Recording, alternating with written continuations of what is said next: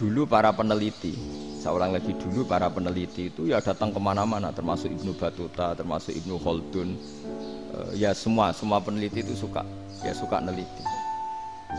Setelah diteliti, Quran itu satu-satunya kitab suci yang membicarakan sains, misalnya tentang falak, tentang astronomi, tentang asal-usul kejadian manusia, kejadian makhluk. Juga bicara tentang geografi, geologis, semuanya. Sementara kitab lain hanya cerita tentang mawaid wal hikam wal ibar. Jadi diteliti kayak apa, pada akhirnya hak ini yang menang. Bal naqdhifu bil haqqi 'alal batil fayadmahu fa idza huwa zahir. Saya berkali-kali cerita, ada ulama yang ahli matematika. Ketika ditanya kenapa kamu suka ngajar matematika, sampai muridnya itu ragu, ini guruku mlebu swarga ta ora, penggaweane mulang matematika. Tapi para muridnya bermimpi bahwa Imam Amudi itu disuruh ngajar para malaikat. Dan itu pede betul ya. Kata Allah, ini ulama saya yang iman kepada saya setingkat iman kamu. Dari malaikat itu tidak mungkin Gusti, kita menyaksikan langsung engkau, sementara ini di bumi nggak nyaksikan jenengan. Kenapa bisa sepede dan seyakin itu? Akhirnya Imam Amudi disuruh ngajarin matematika. Jadi Anda kalau profesor itu nanti harus sempat ngajari malaikat, itu baru benar-benar profesor. Jadi nanti di akhirat ngajari siapa? Malaikat. Jadi ada seminar yang melibatkan banyak malaikat, narasumbernya itu seorang profesor. Itu ketika kenapa engkau begitu yakin kalau Allah itu Tuhan dan Allah itu Al-Wahidus Shomad. Terus Imam Amudi mulai nulis angka gak beraturan, 2, 3, 4, 5 sampai 1 miliar, 1 triliun, pokoknya gak beraturan. Kata beliau, nisbatus naini wassalasa ila ma la nihayatalaha iku nisbatul far'i ilal asli. Mbok angka sebanyak apapun, 2 dibanding 1 ya far'ul wahid, 3 dibanding 1 ya far'ul wahid. Semua angka yang enggak terhingga pun dibanding 1 semuanya far'ul wahid. Semua angka sebanyak apapun itu cabang dari angka 1. Fakullu hadil awalim far'un minal wahidis somad, yaitu Allah Subhanahu wa ta'ala. Akhirnya malaikat tepuk tangan, iya juga. Jadi begitu juga ada ulama itu ahli gambar. Saya dulu ngaji sama Mbah Mun Al-Husunul Hamidiyah, itu kitabnya itu banyak gambarnya. Dan gak gambar yang ngawur betul, mangga ahli gambar. Saya epol, sempurna lele. Semua gambar bangunan, gambar sapi, pokoknya gambar. Ternyata dia menemukan Tuhan itu dari gambar. Gambar serapi ini atau seruwet ini sama. Gambar rapi sama ruwet itu sama kalau dalam pandangan tauhid. Dimulai minan nuqtah al-wahidah. Kowe cek gambar sing rapi, sing indah, cek gambarmu elek, dimulai dari 1 titik, dan titik ini nuqtatil wujud, yaitu Allah Subhanahu wa ta'ala. Jadi nak cara ahli tauhid gak penting gambare api, menang lomba atau ora penting. Butuhe hadis surah ini gambar baik yang rapi maupun ndak adalah min nuqtah dari 1 titik. Alam raya sebanyak ini mbok gambar mbok ora, cek mulai Mars sampai Jupiter kabeh semua bentuknya yang banyak ini semuanya min nuqtatil wujud, yaitu dari titik wujud. Gini kok Allah Subhanahu wa ta'ala. Di sini hebatnya ulama-ulama, mbok dia pengajar matematika, mbok pengajar gambar, semuanya dipakai perangkat untuk tauhid. Nah, itu kan juga bagian dari Islam damai, Islam yang sangat tidak perlu perang untuk orang dipaksa Islam. Enggak perlu provokatif kayak tadi pidatone rektor jenengan tadi. Jadi ciri utama ilmuwan tuh kalau ngomong datar tapi logikanya enggak terbantahkan, itu ciri khas ilmuwan. Kalau ciri khas politikus kalau ngomong itu keras, provokatif lah kira-kira gitu. Tapi isinya biasa. Nah, saya berharap nanti semua profesor doktor itu datar tapi isinya ya kualitasnya bagus ya. Mentes. Jadi makanya terus kata ulama, kenapa diistilahkan balnat zifu bil haqqi? Kenapa pakai qadhafa sementara qadhafa maknane takallama bila dalil? Maksudnya bila dalil di sini itu min ghairi ikhtiyajin ila dalilin. Kebenaran itu memang enggak butuh dalil. Apa kita perlu dalilnya apa? Buktinya apa? Kalau 3 itu cabang dari 1. Wong gendeng yakin yang takok gitu pas orang gendeng. Wong 3 cabang dari 1 kok ditanyakan buktinya apa? Itu min awalil bidah. Pertama orang pasti tahu kalau 3 itu far'ul wahid.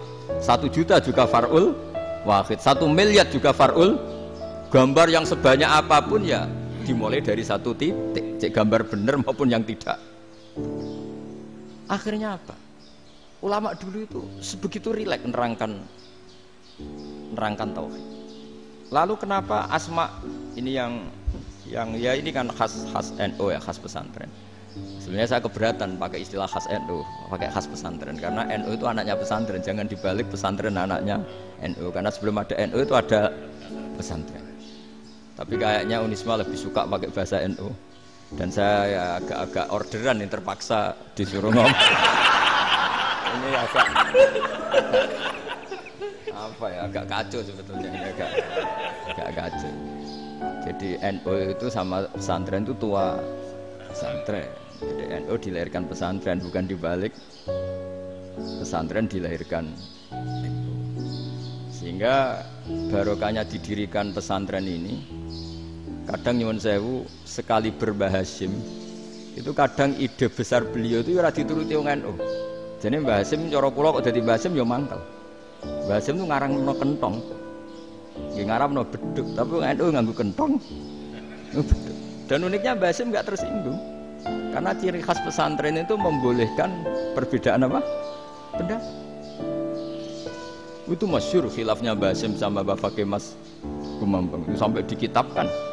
Saling ngeritik, saling macam-macam lah.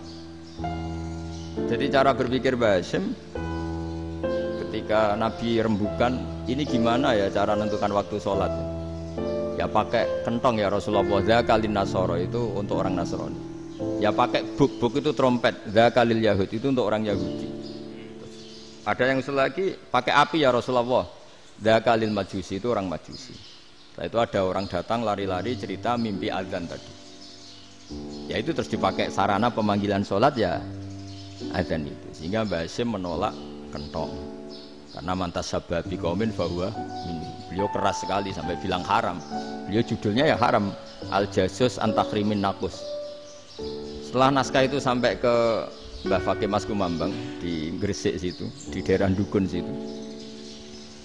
Dulu nggak ada WA ya, jadi sampainya ya lama.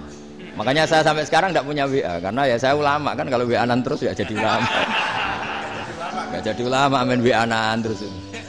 Nah itu termasuk rektor gak kau bermikir itu mesti kebanyakan WA.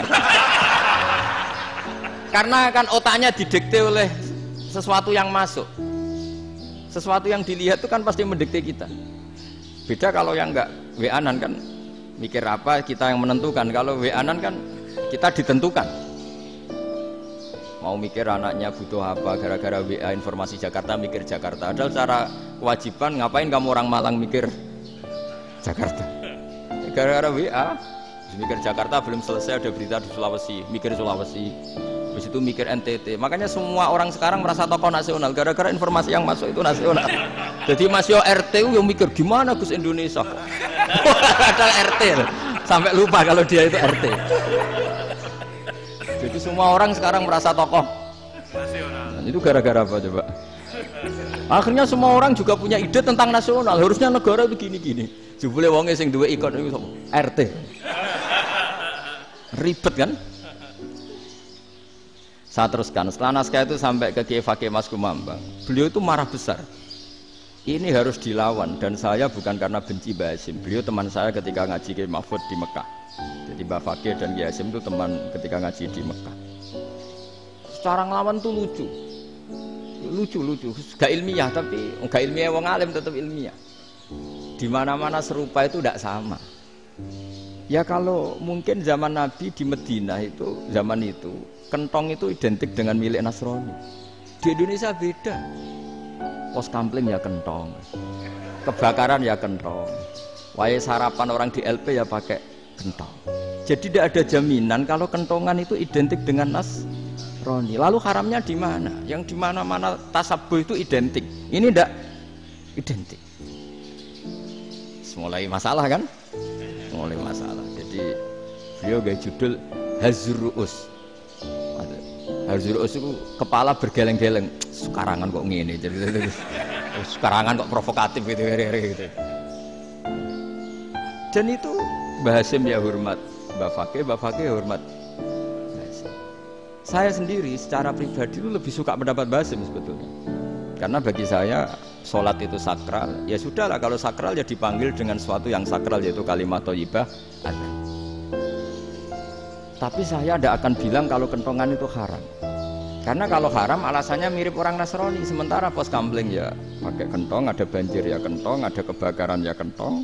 Jadi tidak identik untuk misa atau untuk sholat ala Nasrani.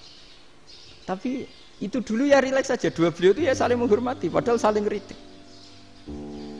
Dan dulu ulama yang beda madhab itu ya saling menghormati.